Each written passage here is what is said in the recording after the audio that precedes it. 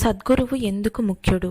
మనకు ఈ లోకంలోనూ పరలోకంలోనూ మంచిది కావాలంటే సద్గురువును సేవించడం చాలా ముఖ్యం.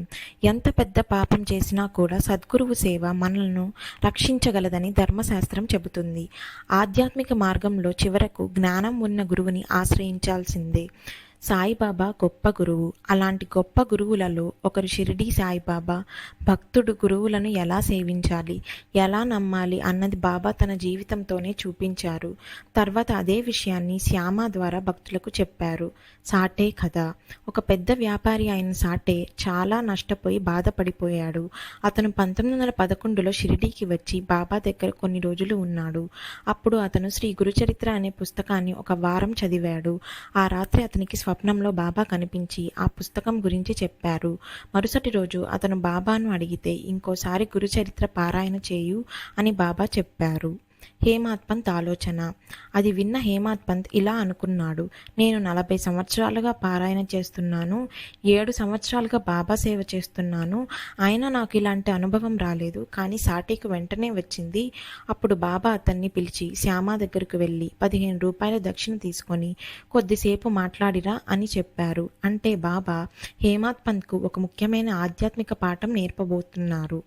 సద్గురువుపై నమ్మకం, సేవ, భక్తి ఉంటేనే నిజమైన ఆధ్యాత్మిక అనుభవం వస్తుంది. హేమాడ్ పంత్ ఎందుకు శ్యామ దగ్గరికి వెళ్ళాడు? హేమాడ్ పంత్ శ్యామ ఇంటికి వెళ్ళాడు. అప్పుడు అక్కడ ఏకనాథ భాగవతం పుస్తకం కనిపించింది. ఆ పుస్తకం చూసి అతనికి గుర్తొచ్చింది ఆ రోజు తాను చేయాల్సిన పారాయణ చేయలేదని. పుస్తకం తెరిచి చూస్తే ఆ రోజు చదవాల్సిన భాగమే వచ్చింది. అప్పుడు అతనికి అర్థమైంది తాను పారాయణ పూర్తి చేయాలని బాబా తనను ఇక్కడికి పంపారు అని. శ్యామ చెప్పిన లీల. శ్యామ ఒక కథ చెప్పాడు. ఒక వృద్ధ మహిళ రాధాబాయి షిరిడీకి వచ్చి ఇలా నిర్ణయించుకుంది, సాయిబాబా నాకు మంత్రం లేదా ఉపదేశం చెప్పే వరకు నేను అన్నం తినను. 3 రోజులు ఆమె ఉపవాసం చేసింది. అప్పుడు షిరిడీ సాయిబాబా ఆమెను పిలిచి ఇలా చెప్పారు, అమ్మా, నిన్ను నువ్వు ఇలా బాధించుకోవద్దు, నా గురువు కథ చెప్తాను అని. బాబా గురువు కథ. బాబా ఏం చెప్పారు అంటే, నేను నా గురువును 12 సంవత్సరాలు సేవించాను, కానీ ఆయన నాకు ఏ మంత్రం లేదా ఉపదేశం ఇవ్వలేదు. ఒకరోజు ఆయన 2 పైసలు దక్షిణ ఇవ్వమన్నారు. అవి నిజమైన డబ్బు కాదు. మొదటి పైసా నిష్ఠ, గురువుపై స్థిరమైన విశ్వాసం. 2వ పైసా సబూరి, ఓపిక, సహనం, పట్టుదల. ఈ 2 ఉంటేనే గురు కృప లభిస్తుంది అని బాబా చెప్పిన ముఖ్యమైన బోధ. బాబా ఇలా చెప్పారు, నాకు మంత్రం ఇవ్వకపోయినప్పుడు నేను నీకు ఎలా ఇస్తాను? ఎవరి నుంచి మంత్రం తీసుకోవాల్సిన అవసరం లేదు. నన్ను ప్రేమతో ఎప్పుడు గుర్తు చేసుకుంటూ ఉండు, నేను కూడా నిన్ను కాపాడుతాను. విశ్వాసం ప్లస్ ఓపిక ఉంటేనే జీవితంలో నిజమైన ఫలితం వస్తుంది. హేమాడ్ పంత్ ఆనందం. శ్యామ చెప్పిన కథ విన్న తర్వాత హేమాడ్ పంత్ చాలా ఆనందపడ్డాడు. కలలో ఆనంద బాష్పాలు వచ్చాయి. శరీరం రోమాంచితమైంది. మనసు చాలా ప్రశాంతమైంది. అప్పుడు ఇద్దరు మసీదుకు వెళ్ళి మధ్యాహ్న ఆరతిలో పాల్గొన్నారు.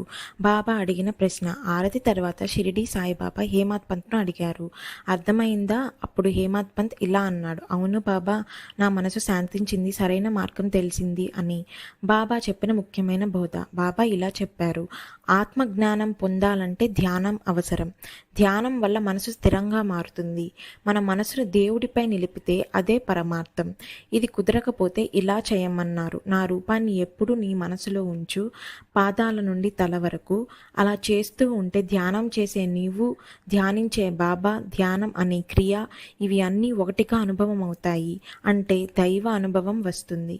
ప్రసాదం ఇచ్చిన బాబా. ఆరతి పూర్తయ్యాక బాబా హేమాడ్ పంత్ చేతిలో ప్రసాదం పెట్టి చెప్పారు, ఇలా చేస్తే నీ జీవితం కూడా ఈ ప్రసాదం లాగా మధురంగా మారుతుంది.